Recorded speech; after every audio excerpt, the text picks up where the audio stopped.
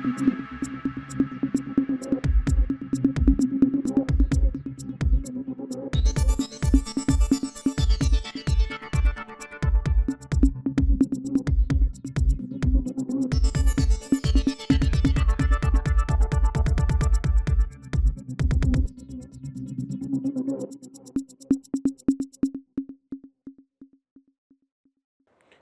ગુજરાતના સૌથી મોટા ઓટીટી પ્લેટફોર્મ બીબી ન્યૂઝ ગુજરાતમાં હું સુભાષ આપનું સ્વાગત કરું છું.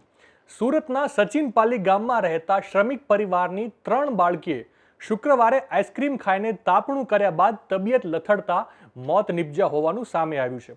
એક સાથે 3 બાળકીના મોતની ઘટના બનતા આરોગ્ય વિભાગ પણ દોડતો થયો છે.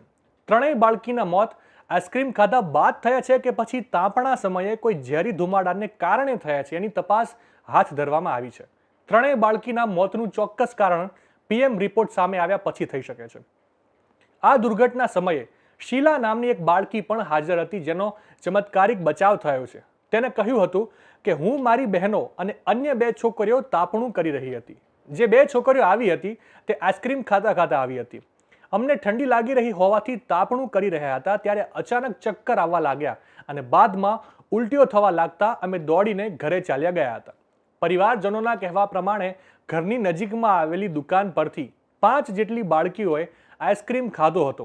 રાત્રિના 5 જેટલી બાળકી તાપણું કરી રહી હતી. તાપણું કરી રહેલી 3 બાળકીઓને ઉલટી થવા લાગી હતી. ઉલટી થયા બાદ બાળકીઓ બેભાન થઈ ગઈ હતી, જેથી ત્રણેય બાળકીઓને નજીકમાં આવેલી હોસ્પિટલમાં ખસેડવામાં આવી હતી.